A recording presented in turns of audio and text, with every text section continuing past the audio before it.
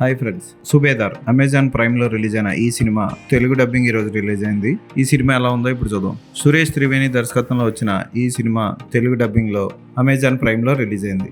అనిల్ కపూర్, రాధికా మదన్, మోనా సింగ్, సౌరభ్ శుక్లా ప్రధాన పాత్రలు పోషించిన ఈ సినిమాలో క్షణక్షణం సినిమాలో విలన్గా నటించిన పరేష్ రావల్ కొడుకు ఆదిత్య రావల్ విలన్గా నటించాడు. ఈ సినిమా ఎలా ఉందో చూద్దాం. ఇసుక మాఫియా నడుపుతున్న దీదీకి ఓ తమ్ముడు ఉంటాడు.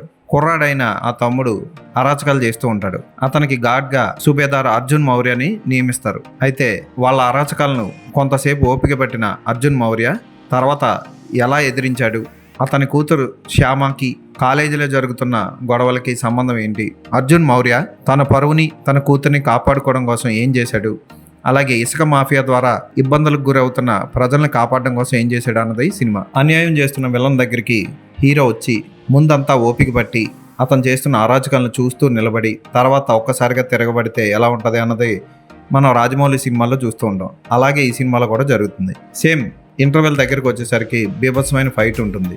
జీప్ని సర్ఫ్ పెట్టి కడిగించే సన్నివేశం కానీ, క్లైమాక్స్లో జరిగే చేజింగ్ సీన్స్ కానీ బాగా ఆకట్టుకునేలా తీశారు.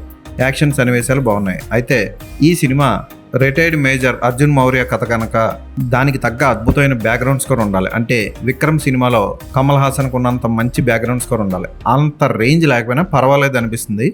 సినిమా ఒకసారి చూడబుద్దేస్తుంది. ఫైజల్ మాలిక్ సాఫ్టీ పాత్రలో బాగా నటించాడు. సౌరభ్ శుక్లా ఫ్రెండ్ పాత్రలో అదరగొట్టాడు. శ్యామ పాత్ర కూడా చాలా బాగా చేసింది రాధికా మదన్.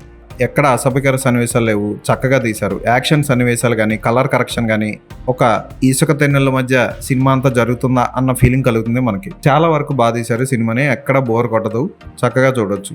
పార్ట్ 2 ఉందన్నట్టు క్లైమాక్స్లో కూడా చిన్న లీడ్ ఇచ్చారు. సినిమా అంతా చాప్టర్ వైజ్గా సాగుతుంది. ఫ్యామిలీతో కలిసి సినిమాని చూడొచ్చు. తెలుగు డబ్బింగ్ బాగుంది. యాక్షన్ సన్నివేశాలు, అనిల్ కపూర్ నటన ఈ సినిమాకి ప్రధాన ఆకర్షణ. మనకి విక్టరీ వెంకటేష్ ఎలాగో వెర్సటైల్గా ఏ పాత్ర అయినా, యాక్షన్ అయినా, సెంటిమెంట్ అయినా, కామెడీ అయినా ఎలా పండించగలడో అలాంటి నటుడే అనిల్ కపూర్.